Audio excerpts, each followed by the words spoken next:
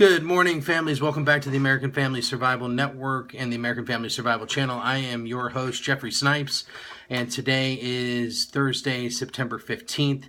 This comes to us from Michael Snyder over at the Economic Collapse blog. More jobs shipped out of the country. Ford moves all small car production to Mexico. What is going to happen when America finally doesn't have any manufacturing jobs left at all? On Wednesday, we learned that Ford Motor Company is shifting all small car production to Mexico. Of course, the primary goal for this move is to save a little bit of money. This hits me personally because my grandfather once worked for Ford. He was loyal to Ford all his life, and he always criticized other members of the family when they bought a vehicle that was not American-made. When I was young, I didn't understand why making vehicles in America is so important, but I sure do now. By shipping jobs overseas, we are destroying jobs, we're destroying small businesses, and we are destroying our tax base. If we want to be a wealthy nation, we have got to make things here, and hopefully we can get the American people to understand this. In 1914, Henry Ford decided to start paying his workers $5 a day, which was more than double the average wage for auto workers at the time.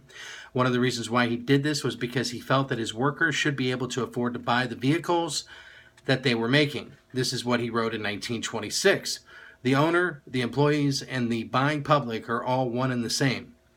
And unless an industry can so manage itself as to keep wages high and prices low, it destroys itself, for otherwise it limits the number of its customers. One's own employees ought to be one's own best customers. These days, Ford is going in the complete opposite direction. Pretty soon, Ford won't be making any more small vehicles in the United States at all. Ford is shifting all North American small car production from the U.S. to Mexico, CEO Mark Fields told investors today in Dearborn, even though its plans to invest in Mexico have become a lightning rod for controversy in this year's presidential election. Over the next 2 to 3 years, we will have migrated all of our small car production to Mexico and out of the United States, Fields said. Could Ford keep jobs in America? Of course they could. During the second quarter of 2016, Ford reported a net income of $2 trillion. But if they move production to Mexico, they can boost that profit just a little bit higher. Shame on them. Needless to say, Donald Trump is quite upset about this move by Ford. This was his response. We shouldn't allow it to happen. They'll make their cars. They'll employ thousands of people, not from this country, and they'll sell their cars across the border, Trump said. When we send our jobs out of Michigan, we're also sending our tax base. And he is exactly right about all of this. We can't afford to lose more good-paying jobs. We can't afford for the middle class to shrink any more than it already has. And we certainly can't afford our tax base to continue to deteriorate. We may think that we can live on borrowed money indefinitely, but that is going to catch up with us in a major way at some point. Sadly, Ford is not the only auto company doing this. Just like Ross Perot once predicted, there is a giant sucking sound as good-paying auto jobs leave the United States and head to Mexico. Ford isn't alone. Fiat Chrysler Automobiles said earlier this year it will end production of all cars in the U.S. by the end of this year as it discontinues production of the Dodge Dart in Belvidere, Illinois, and the Chrysler 200 in Sterling Heights, Michigan. In recent years, automakers that include General Motors, Honda, Hyundai, Nissan, Mazda, Toyota, and Volkswagen have all announced plans to either expand existing plants or build new ones in Mexico. The bad news for American workers won't end once all of our manufacturing jobs are gone. Today, there are millions of Americans that make their living by driving, but the revolution in self-driving vehicles threatens to make large numbers of those jobs obsolete.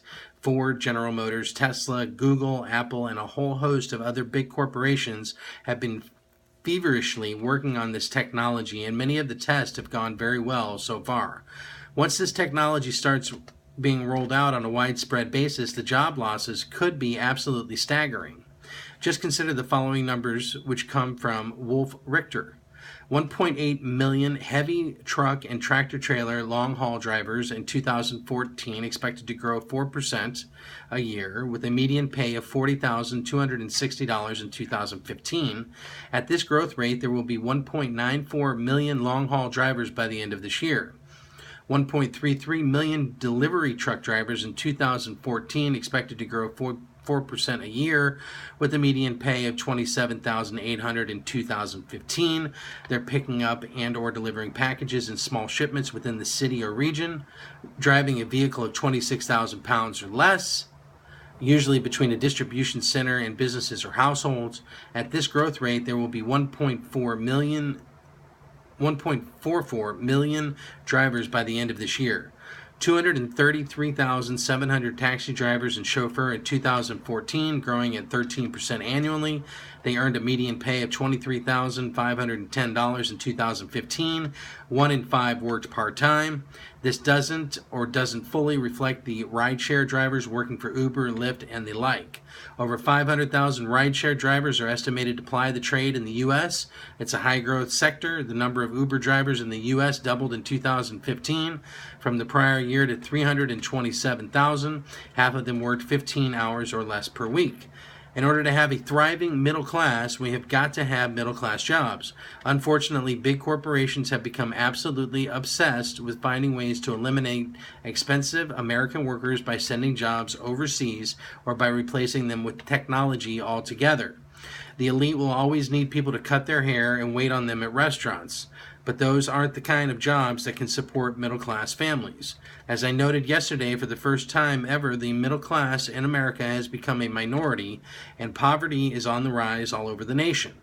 The long-term trends that are eviscerating the middle class are accelerating, and there doesn't appear to be any quick fix which will turn things around dramatically anytime soon. So the middle class is going to get smaller and smaller and smaller, and that has dramatic implications for the future of this country. And it could have dramatic implications for the future of your family. So please, folks, today, go to the American Family Survival Store for all your long-term survival and emergency needs. And God bless you, and fear not. Thank you.